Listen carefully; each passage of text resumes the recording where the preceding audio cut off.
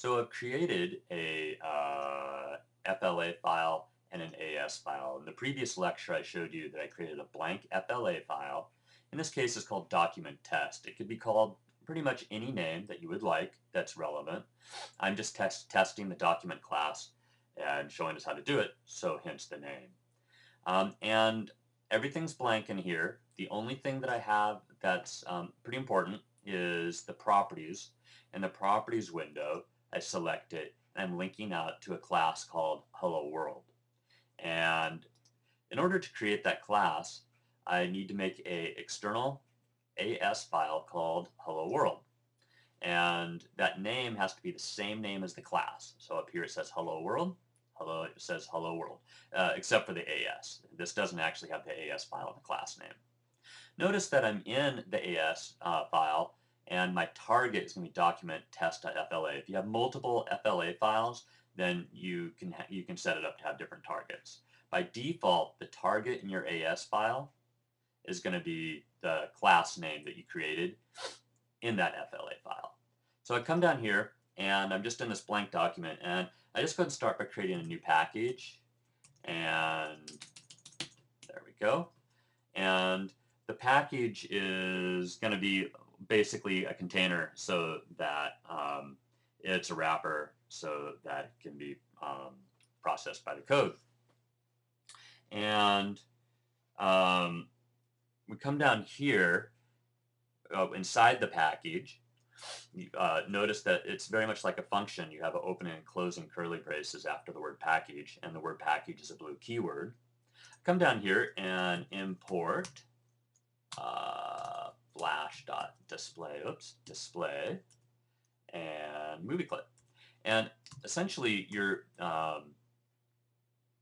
document classes, which this is one because I'm linking to it from the document properties window, these are always going to be movie clips or sprites.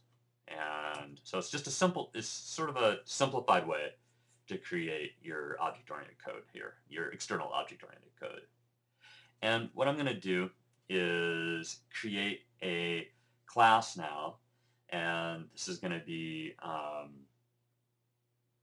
the public class here. And that name has to be the same name as my AS file. It can't be it can't be any different. It's case sensitive. So I come over here and make it Hello World, type that in, and then this part here is where it extends the movie clip.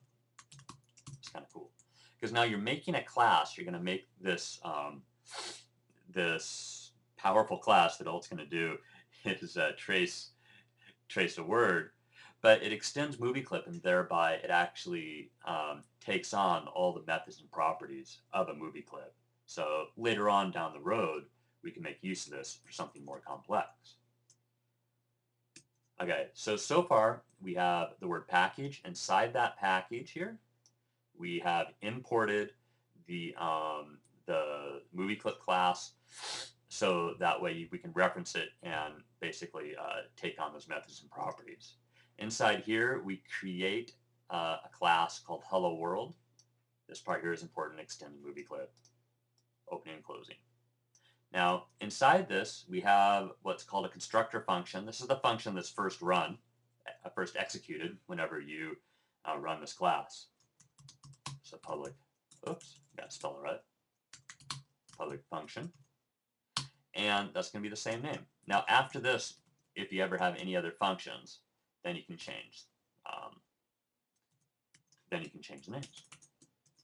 And I'm going to have to correct that spelling error. And the only thing in here that I want to do is just have a trace. So trace Hello World.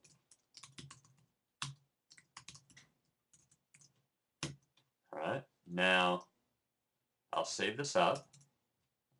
Come up here, File, Save As, and save it as helloworld.as. And that's fine to replace it.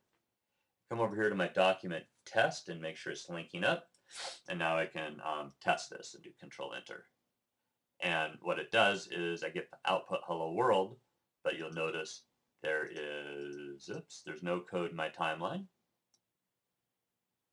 There. No code in my timeline. All I've done is link out to that external class file, and which is right